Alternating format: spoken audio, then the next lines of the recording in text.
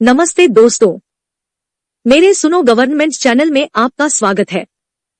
मैं हूं अनीता चौहान, पत्नी Shri Prempal Singh Chauhan, deputy manager, National Fertilizers Limited, Nangal. आज के वीडियो में एम्प्लॉइज पेंशन स्कीम से संबंधित एक नई जानकारी देने के लिए मैं आप सबको मेरे हस्बैंड श्री प्रेमपाल सिंह चौहान से मिलवाती हूं, जो इस विषय के जानकार है। तो चलते हैं। दोस्तों, आपका फिर से स्वागत है। आज का जो एग्जाम्पल वो मिस्टर गोखरू हैं। आपने मुझे भेजा है और ये डिस्क्लेमर है मेरी तरफ से कि इसका एक्चुअल फिगर से कोई लेना देना नहीं है। आप इसको सिर्फ एग्जाम्पल की दृष्टि से लें। एक्चुअल फिगर तो ईपीएफओ ही कैलकुलेट करेगा। तो जो एग्जाम्पल हमें भेजा गया है उसको हमने अपने कैलकुलेटर में डाल लिया है और कैलकुलेटर में डालने के बाद में पहले महीने से ही हमने कैलकुलेट करना स्टार्ट कर दिया है कि आपको कितना मंथली पे एक्स्ट्रा करना पड़ेगा, क्योंकि आपकी बेसिक 5,000 से ज्यादा रही है। सदैव आपकी बेसिक 5,000 से ज्यादा रही है शुरू से ही। तो इसलिए आपको जो एक्चुअल अमाउंट निर्धारित था उससे कितना पैसा जमा करना पड़ेगा, ये उस समय 8.33% था। तो हर महीने 31 रुपए, 62 रुपए, 82 रुपए, 83 रुपए, इस तरह अमाउंट आपको ये जमा करना पड़ेगा। तो हमने ये पूरा कैलकुलेट कर लिया। अब हम कैलकुलेट करने के बाद में सीधे चलते हैं अपने फिगर पे। मैं एक चीज और क्लियर करना चाहूंगा कि 2099-2000 में ऐसा हुआ था कि उन्होंने इंटरेस्ट जो कैलकुलेट किया था वो इंटरेस्ट 3 महीने 12% था और उसके बाद 3 महीने के बाद में अगले 3 महीने 12% था और उसके बाद बाकी 9 महीने 11% था। तो उसको अलग अलग ईपीएफ को जो कैलकुलेटर है उसमें अलग अलग यहां 2 लाइनों में दिखाया गया, पार्सल 1 पार्सल 2 में, जिसको मैंने एक ही में कन्वर्ट कर दिया है। और वो हमने इस तरह 3 महीने का कैलकुलेट हमने किया है 12% पे, बाकी 9 महीने का किया है हमने 11% पे। तो इस तरह हमने टोटल हमने इस तरह निकाला है। एंड अब हम बात करते हैं आगे चलते हैं। ये मंथली कैलकुलेशन के हिसाब से जिस तरह के ईपीएफओ के कैलकुलेटर में है उसी तरह से हमने कैलकुलेट कर दिया है। अब हम आते हैं, ये मैं तभी बताऊंगा जब मैं इस पे आऊंगा फिगर पे। ये हम अगस्त 2016, आप 15 अगस्त 2016 को रिटायर हो रहे हैं। 15 अगस्त 2016 ही है ना? हाँ, 16 अगस्त आपका बर्थडे है। आप 15 अगस्त को रिटायर हो जाएंगे। 15 अगस्त 2016 को रिटायर हुए हैं तो 15 अगस्त तक की ही कैलकुलेशन हमने, इनकी सैलरी 15 अगस्त तक के लिए, अगस्त 31 का होता है, इसलिए मैंने इनको 31 में से 15 दिन की ही सैलरी अगस्त में ली है, क्योंकि 15 दिन की सैलरी पे ही ईपीएफओ को अमाउंट जाएगा। 16 तारीख से, तो 16 अगस्त से तो आपको पेंशन मिलनी शुरू हो गई होगी। जो पुरानी पेंशन आपको मिलती थी वो 16 अगस्त से मिलनी शुरू हो गई होगी। तो इस तरह 16 अगस्त तक मेरे 2 तरीके हैं कैलकुलेट करने के। एक तो जिस डेट में आप रिटायर हुए हैं उस डेट में आपको पता होना चाहिए कि उस डेट तक हमें कितना अमाउंट जमा करना था। तो उस डेट तक विद इंटरेस्ट आपको कैलकुलेट करके हमारा जो आता है वो 8,53,718 रुपए जमा करने थे। 8,718 रुपए जमा करने थे। अब मैं आपको साथ ही साथ दोनों ये हमने जो एवरेज निकालेंगे पेंशन का वो कैसे निकाला है हमने, मैं साथ ही साथ आपको वो बताना चाहूंगा। हमने एवरेज निकाला है, यहां आ जाइए। इसमें ये 15 दिन की सैलरी अगस्त की है और बाकी पूरे 60 महीने की है। अगस्त आधा और 59 पूरे। आधे महीने की सैलरी हमने फिर पुराने आधे महीने की सैलरी, यानी 5 साल पहले जाएंगे, 16 से 5 साल पहले, मतलब 2011 में जाएंगे। तो 11वें का महीना, ईयर 11 का जो अगस्त होगा उसका ये 21,919 हमने लिया और दोनों को जोड़ दिया। यानी डे टू डे हमने जो 5 साल लगाए हैं पूरे, वो उस दिन से स्टार्ट हो गया उस दिन तक जो हमारे दिन बनते हैं वो उस प्रकार से हमने सैलरी ली है। और इनका जो एवरेज बनता है वो एवरेज बनता है 69,333, 69,333 रुपए आपका एवरेज सैलरी बनती है। और वो एवरेज सैलरी हमने इस तरह निकाली है। तो एवरेज सैलरी हमने यहां पे ले ली फिगर में, अभी नीचे आएंगे तब देखेंगे। इसी प्रकार से हमने ये 15,000 वाली जो सैलरी है वो भी हमने ऐसे ही निकाली है। आप देखेंगे, मैं उसे बताना चाहूंगा कि कैसे कैलकुलेट, बिल्कुल मंथली हमने फिगर लेके, ये अगस्त 2016 में यदि हम पुरानी पेंशन कैलकुलेट करें तो पुरानी पेंशन कैसे कैलकुलेट हुई है। ये अगस्त 2016 में हमने आधे महीने की सैलरी ली है। उसके बाद 15,000 बेसिक हम मांगते चले गए उस डेट तक, जिस डेट से 1 सितंबर 2014 से 15,000 शुरू हुई है। उससे पहले 6500 थी तो हमने 6500 ले लिया। और ये हमारा जो लास्ट मंथ होगा 61वां महीना, जिसकी हमने 16 दिन की सैलरी ली है, वो 3,355 रुपए हमने 16 दिन की सैलरी ली है 6500 में से। और इस सैलरी को यानी बैक इंटीग्रेशन करते हुए आपको ये लेके आना है। एंड ये हमारी फाइनल फिगर निकल के आती है एवरेज सैलरी की। एवरेज सैलरी 9,685 रुपए ये हमारी। और यहां हमने पेंशन का एरियर कैलकुलेट किया है। ये जब हम एरियर की बात करेंगे तब बात करेंगे इस पे। तो इस तरह 9,085 हमने ये ले लिया। अब हमारे डेटा बिल्कुल तैयार हैं। अब हम समरी को समझने का प्रयास करेंगे। समरी ये कहती है कि आपकी डेट ऑफ बर्थ 16 अगस्त 1958 है। मैं ये ले लूं, 16 अगस्त 1958 आपकी समरी है, डेट ऑफ बर्थ है। आपने 1 जनवरी 82 को कंपनी ज्वाइन की है। ईपीएस स्टार्ट हुई है 16 नवंबर 95 को। तो इस तरह 14 साल आपने फैमिली पेंशन में 14 साल कंट्रीब्यूशन दिया है। ये 14 साल का कंट्रीब्यूशन दिया है आपने। इस 14 साल को हम आगे यूज करेंगे। अब 15 अगस्त 2016 तक आप रिटायर हो जाएंगे। तो 15 अगस्त 2016 से लेके 16 नवंबर 95 तक आपके 7,578 दिन होते हैं। 7,578 दिन का मतलब है 20.8, 21 साल से थोड़ा सा कम। और जब 21 साल होता है तो उसको 21 साल ही काउंट किया जाता है फुल ईयर लेने के लिए। पर चूंकि पेंशन डे वाइज कैलकुलेट हो रही है तो हमने डे वाइज ही लिया है। ये फुल ईयर लेने के लिए सिर्फ और सिर्फ हमने इसको टेबल बी के अनुसार जो फैक्टर उसमें लेस देन 21 ईयर्स लिखा हुआ है, तो लेस देन 21 ईयर्स के लिए 4.843 फैक्टर आता है टेबल बी के अनुसार। अब चूंकि आपकी 22 साल से ज्यादा सर्विस है तो इसलिए 730 दिन आपके बोनस मिलेंगे। इस तरह 83,801 डेज टोटल डेज हुए और 69,333 ये आपकी एवरेज बेसिक हुई। जैसे ये एवरेज मैंने कैलकुलेट करके बताई। इसमें डे वाइज एक एक चीज कैलकुलेटेड है सर। अब हम आते हैं पुरानी पेंशन आपकी कैसे कैलकुलेट होगी। पुरानी पेंशन के लिए जो 14 साल से का फिगर है, देखिए टेबल के अनुसार में यदि आप 1 से लेकर 11 साल तक सर्विस करते हैं तो उसमें 85 रुपीज आपको कंपनसेशन मिलेगा। लेकिन 12 से 15 के बीच में सर्विस करते हैं तो 105 रुपए मिलेगा। और 15 से ज्यादा करते हैं तो 135 रुपए। तो इस तरह 105 रुपए कंपनसेशन मिलेगा आपको। और आप 105 रुपए कंपनसेशन को हम, ये 14 साल की जो सर्विस है वो कंपनसेशन निकालने के काम आती है। तो हमने टेबल के अनुसार में कंपनसेशन निकाल लिया 105 रुपए 14 साल का। और जो पुरानी न्यू सर्विस है आपकी उसके अनुसार हम ये फैक्टर निकालेंगे 4.843। तो ये फैक्टर जो हुआ वो 4.843 हुआ। 105 को 4.843 से मल्टीप्लाई कर देंगे तो 509 रुपए एफपीएफ यानी पुरानी पेंशन आती है। अब हम नई पेंशन आपकी कैलकुलेट करेंगे तो वही पेंशन लेवल सर्विस सैलरी जो कि हमने 69,333 निकाली into service days divided by 365 into 70 divided by 70। तो इस तरह आपका ये फॉर्मूला डाला हुआ है इसमें टेबल में 22,545 रुपए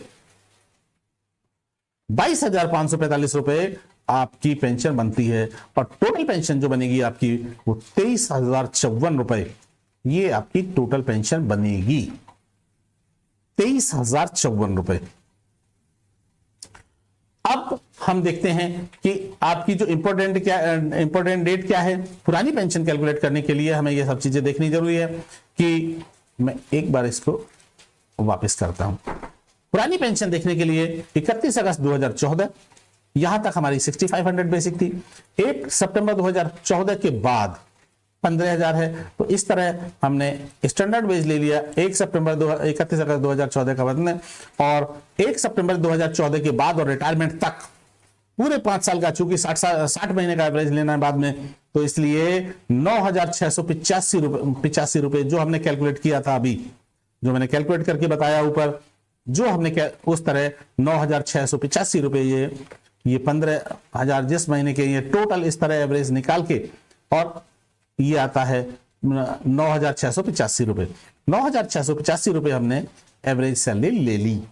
अब हम जब एवरेज सैलरी 9,000, मेन पूरी पेंशन कैलकुलेशन में यदि आप पुरानी पेंशन कैलकुलेट कर रहे हैं तो दिन निकालना प्लस दिन आप ईपीएफओ के कैलकुलेटर से भी निकाल सकते हो, और ईपीएफओ के कैलकुलेटर से आप नहीं, मेन है इस एवरेज सैलरी को निकालना।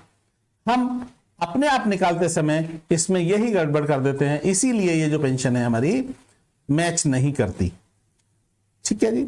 तो इस तरह अब हम देखेंगे कि 31 अगस्त 2014 तक 95 से लेके आपने 6863 डेज सर्विस की है, और 1 सितंबर 2014 से लेके और 15 अगस्त 2016 तक आपने 714 दिन। इसमें भी हमारे फॉर्मूले डले हुए हैं। ये बहुत सिंपल है कि एक डेट यहां इस फॉर्मेट में लिखिए, जो फॉर्मेट आपने कंप्यूटर में डाला हुआ है इस फॉर्मेट में लिखिए, दोनों डेट एक ही फॉर्मेट में होना चाहिए, और दोनों डेट को माइनस कर दीजिए तो आपका एक्सेल कैलकुलेट करके दे देगा। तो इस तरह 714 दिन हुए, तो आपकी जो पुरानी पेंशन बनी, जैसे मैंने पहले ही बताया, कई बार बताया कि पेंशन हमारी 4 पार्ट में कैलकुलेट की जाती है पुरानी। और इसकी बात करें आपका सुप्रीम कोर्ट डिसीजन, तो ये केवल 2 पार्ट में कैलकुलेट की जाएगी, एक पुरानी प्लस नई, क्योंकि ये एक्चुअल बेसिक पे कैलकुलेट होना है। इसमें 6500 और 15,000 ये रोल खत्म हो जाएगा।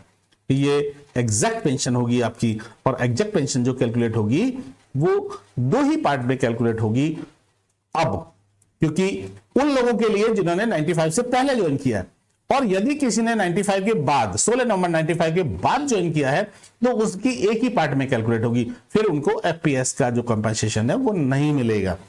तो इसलिए उनकी एक ही पार्ट में कैलकुलेट होगी और उनकी टोटल सर्विस काउंट होगी, इसलिए उनकी पेंशन फैमिली पेंशन स्कीम का जो कंपनसेशन है वो नहीं मिलेगा।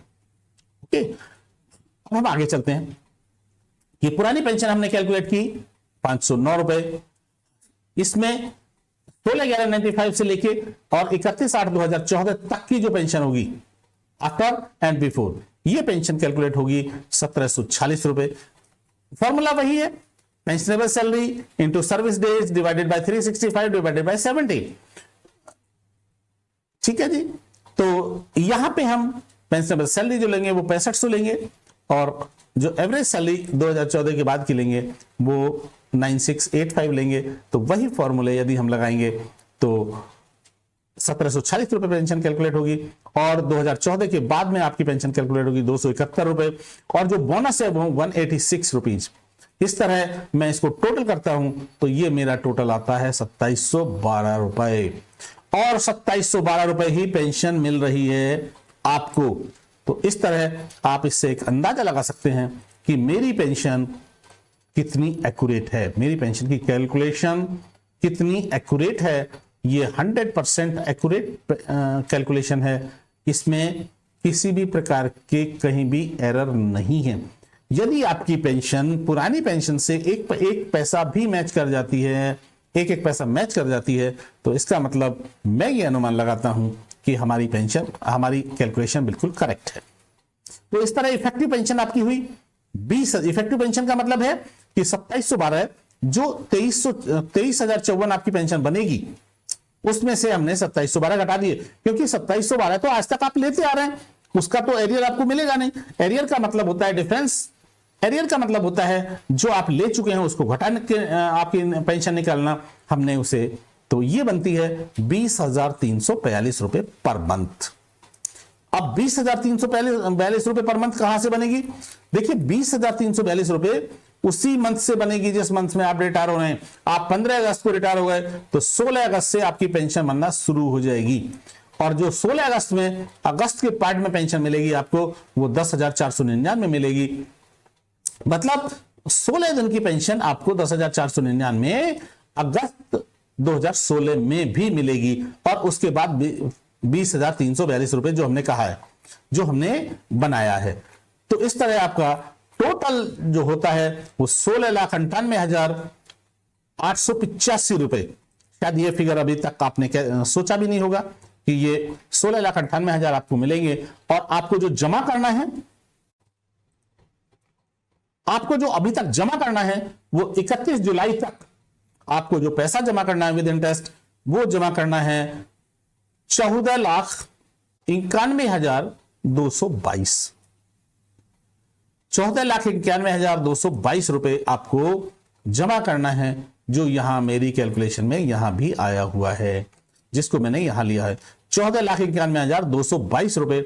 ये फिगर आपको जमा करना है, और इतना आपको 16,98,885 ये आपको एरियर मिल जाएगा। तो इस तरह आपका ये पूरा कैलकुलेशन होगा। आप इसे कैलकुलेशन करके समझने का प्रयास कर सकते हैं।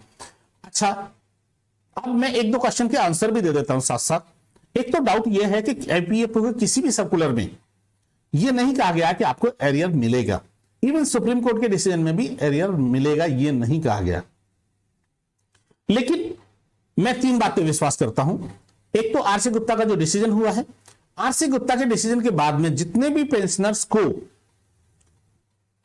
एरियर मिला है, वो एरियर विदाउट इंटरेस्ट मिला है, यानी एक्चुअल पेंशन जितनी भी है वो मिली है। एक प्रूफ तो यह है। दूसरा प्रूफ यह है कि बैक डेट से जब भी कोई चीज लागू होती है गवर्नमेंट संस्थान में, देखिए ईपीएफओ एक गवर्नमेंट का संस्थान है, और गवर्नमेंट ऐसा नहीं कर सकती कि हम एरियर नहीं देंगे जबकि आप हमसे पैसा ले रहे हो। यदि एरियर नहीं देंगे तो पैसा भी नहीं लेंगे, आप पैसा नहीं ले पाओगे हमसे। यदि आप हमसे पैसा ले रहे हो, हाँ ये इंटरेस्ट मेरे हिसाब से तो इनको विद इंटरेस्ट भी देना चाहिए था, लेकिन इंटरेस्ट हम इसलिए कैलकुलेट नहीं कर रहे हैं कि आरसी गुप्ता के केस में इंटरेस्ट नहीं दिया गया है बैकडेट से। जब आरसी गुप्ता के केस में बैकडेट से इंटरेस्ट नहीं दिया गया है, इसीलिए उस समय क्या डिसीजन हुआ है, क्योंकि हो सकता है कोर्ट की जानकारी में ये हो, तो इसीलिए ये मैं ये मानता हूं, ये मेरा ये व्यक्तिगत सोच है। आप भी अपना देखिए, सर्च करना बड़ी अच्छी बात है, क्वेश्चन लिखना भी बड़ी अच्छी बात है। आप जो लिखते हैं वो मुझे भी समझ में आता है कि ऐसे किसी भी सर्कुलर में ये कहा नहीं गया है। तो लेकिन ये बात बहुत क्लियर है कि जब पेंशन बैकडेट से कैलकुलेट होगी, ईपीएफ के प्रोविजंस के अनुसार होगी। जैसा मैंने पीछे एक सर्कुलर भी दिखाया है कि अभी आपने वो वीडियो देख लिया होगा कि जो पेंशन है वो ईपीएफ के प्रोविजंस, एम्प्लॉयज पेंशन स्कीम के प्रोविजंस के अनुसार ही कैलकुलेट होगी।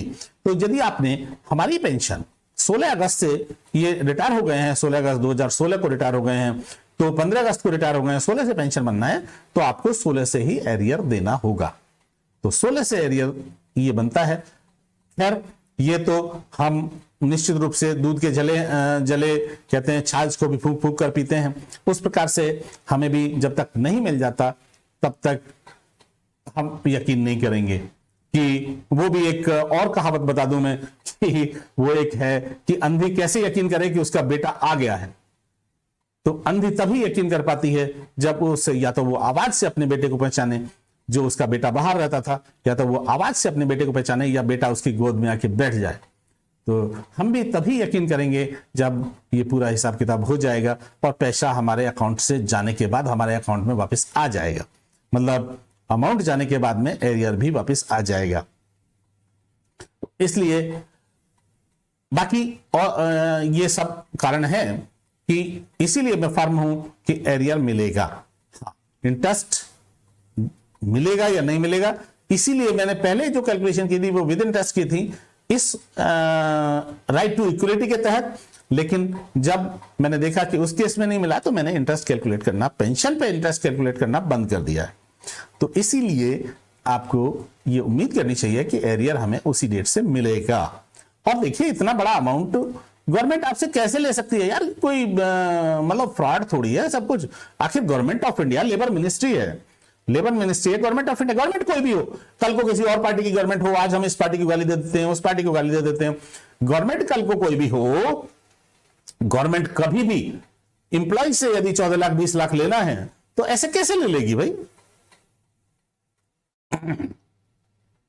तो मैं उम्मीद करता हूं कि ये चीजें हमें सबसे समझ में आती हैं और हमें हमारा कैलकुलेशन करने का जो उद्देश्य रहता है वो ये उद्देश्य रहता है कि हमें इस बात के लिए तैयार रहना चाहिए कि कल को कितना अमाउंट हमें जमा करना पड़ेगा।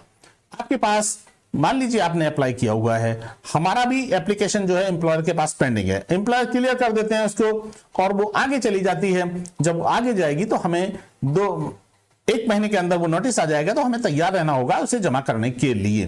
तो इसी तरह आप अपने अकाउंट में 15 लाख रुपए 17 लाख रुपए रखने पड़ेंगे आपको, तभी आप जाके जमा कर पाएंगे और तभी ये पेंशन लागू होगी। तो इस चैनल को सब्सक्राइब कर लीजिए। बहुत बहुत धन्यवाद आपका। यह वीडियो आपको कैसी लगी कमेंट करके जरूर बताएं ताकि मैं इसमें सुधार कर सकूं। इस वीडियो को देखने के लिए धन्यवाद। लाइक और सब्सक्राइब करें, बेल आइकॉन जरूर दबाएं।